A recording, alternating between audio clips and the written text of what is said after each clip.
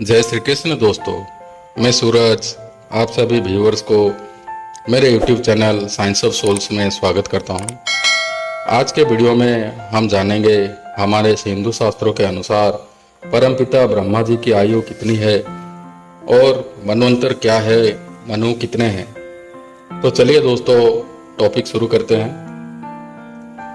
शास्त्रों में अर्थात भगवद गीता और श्रीमद् भागवतम में बताया गया है कि परमपिता ब्रह्मा जी की आयु 100 दिव्य वर्ष की होती है। सत्य, त्रेता, द्वापर और कली इन 4 युगों को मनुष्य लोक में एक चतुर्युग या एक महायुग कहा जाता है। ऐसे ही 1000 चतुर्युग बीतने पर ब्रह्मा जी का एक दिन और 1000 चतुर्युग बीतने पर ब्रह्मा जी का एक रात होता है।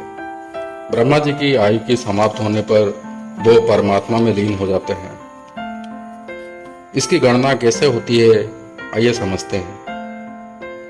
मनुष्य लोक का 8 पहर में एक दिन रात होता है, 15 दिन में एक पक्ष, 2 पक्ष में एक महीना, 6 महीने में एक अयन और 2 अयन में एक साल होता है।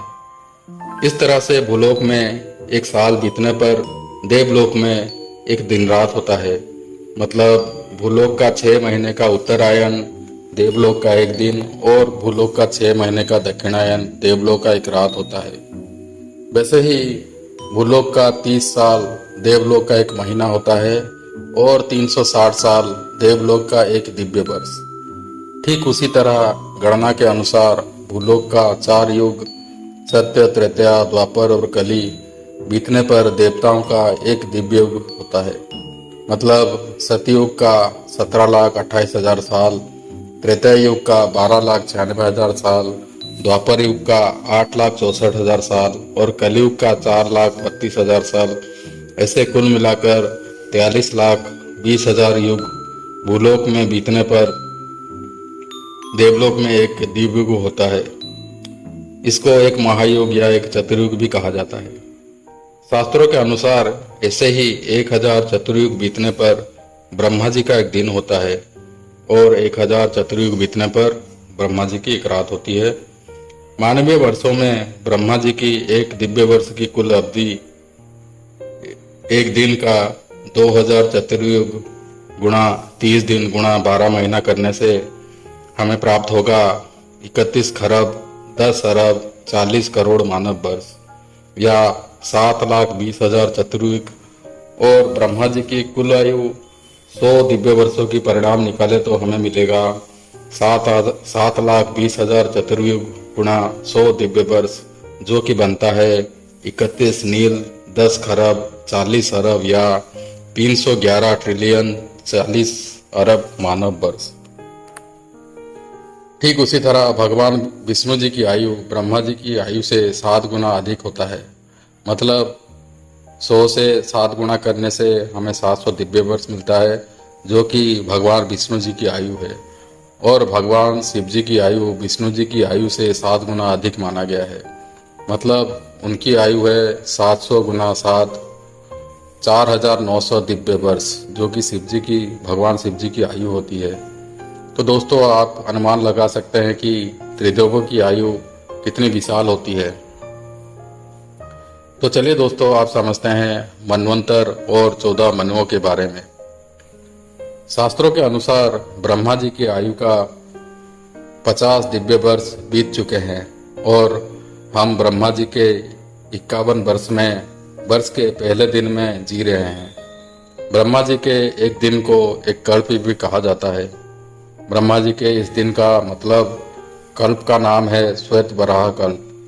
भगवान श्री जगन्नाथ भी ब्रह्मा जी के आयु के 50 दिव्य वर्ष तक अप्रकट थे और अब फिर से ब्रह्मा जी के 91वें दिव्य वर्ष में प्रकट हुए हैं और वो ब्रह्मा जी के 100 दिव्य वर्षों के लिए हमारे साथ रहेंगे। सृष्टि संचालन करने के लिए ब्रह्मा जी ने अपने मन से एक दिन में 14 मनुओं की रचना करते हैं। इन्हीं मनुओं का कार्यकाल की अवधि को मनवंतर कहा जाता है। इसी मनु शब्द से मानव या मनुष्य शब्द का उत्पत्ति हुई है। मनु किसी व्यक्ति का नाम नहीं है, बल्कि ये एक पद भी है। जैसे कि राजा कोई व्यक्ति का नाम नहीं होता, सिंहासन में बैठने वाले व्यक्ति को राजा सम्मानित किया जाता है, वैसे ही मनु कोई व्यक्ति का नाम नहीं है, वो एक संबोधित किया हुआ शब्द है।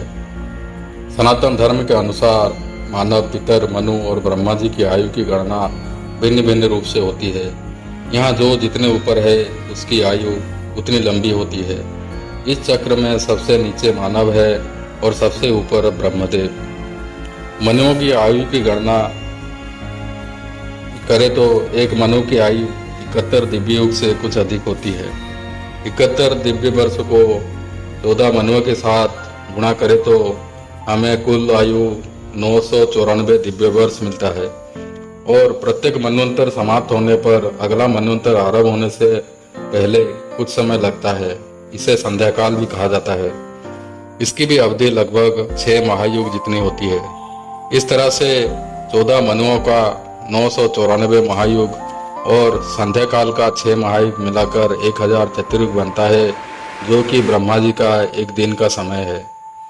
जब ब्रह्मा जी का रात्रि का समय आरंभ होता है तब सारा सृष्टि का विनाश हो जाता है।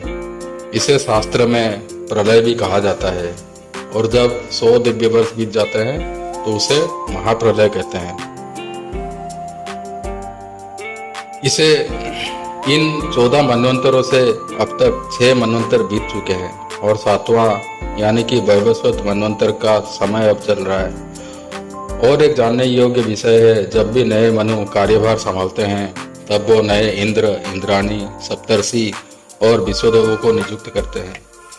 हिंदू धर्म के अनुसार 14 मनुओं के नाम इस प्रकार हैं। पहला है स्वयंभू मनु, दूसरे हैं स्वरचिस मनु, तीसरे हैं ओत्तमी मनु, चौथे हैं तामस मनु, पांचवें हैं रैवत मनु, छठे हैं चाक्युस मनु, सातवें और वर्तमान काल के मनु वैवस्वत मनु, आठवें हैं सावर्णी मनु, नौवें हैं दक्ष सावर्णी मनु, 10वें हैं ब्रह्म सावर्णी मनु, 11वें हैं धर्म सावर्णी मनु, 12वें हैं रुद्र सावर्णी मनु, 13वें हैं रोच्य या दैव सावर्णी और 14वें मनु है भूत या इंद्र सावर्णी मनु।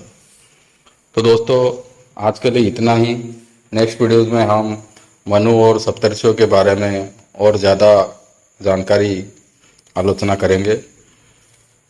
वीडियो अच्छा लगे तो लाइक, कमेंट और सब्सक्राइब कर दीजिए। जय श्री कृष्ण।